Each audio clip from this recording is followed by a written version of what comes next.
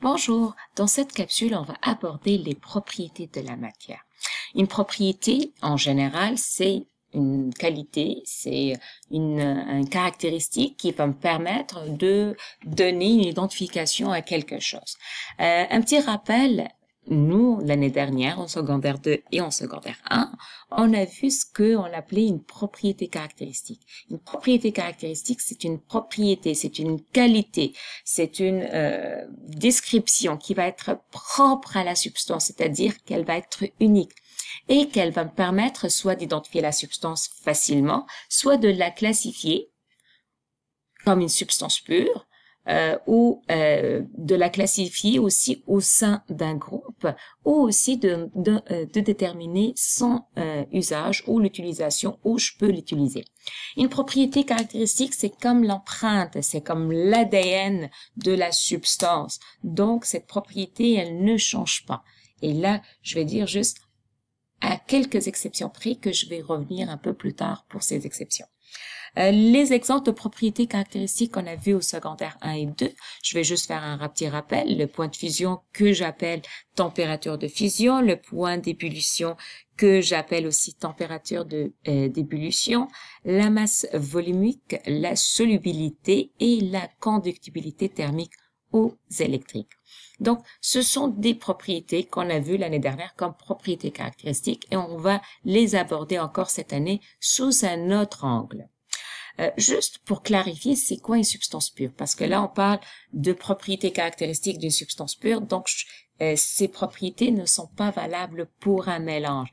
Un mélange, si je prends par exemple du sucre et de l'eau, je les mélange ensemble, c'est sûr que ce mélange ne va pas avoir les mêmes propriétés caractéristiques ni de l'eau ni du sucre. Une substance pure, c'est un ensemble de molécules ou d'atomes identiques, regroupés ensemble. Par exemple ici, pour l'oxygène, donc il va être le dioxygène, ça va être toujours la même molécule qui va être formée par le même atome, l'oxygène.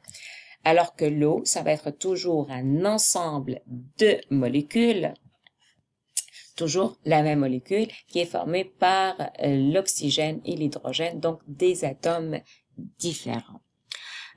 Dans les propriétés caractéristiques, on va distinguer deux catégories cette année. Ce qu'on appelle des propriétés caractéristiques physiques et des propriétés caractéristiques chimiques.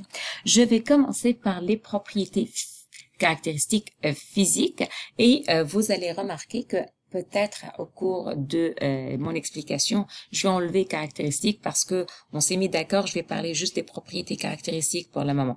Donc, je vais parler juste de propriétés physiques et chimiques, mais ça sous-entend qu'ils sont des propriétés caractéristiques.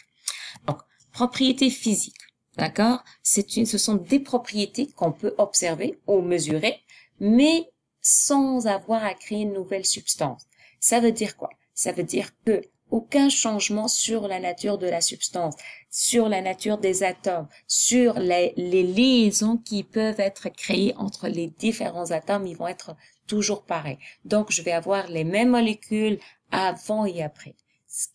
Donc, par exemple ici, si je prends la glace et je vais prendre la température de fusion, donc, j'ai la même molécule H2O au début et à la fin. Qu'est-ce qui a changé? C'est l'état de matière, c'est-à-dire c'est la force d'attraction qui existe entre mes molécules.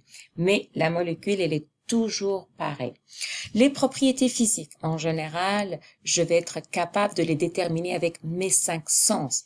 Donc, je vais être capable, soit avec la vue, le toucher, l'odorat, le goût ou la ouïe, je vais être capable de les déterminer, de les mesurer et aussi de parfois de noter quelques observations.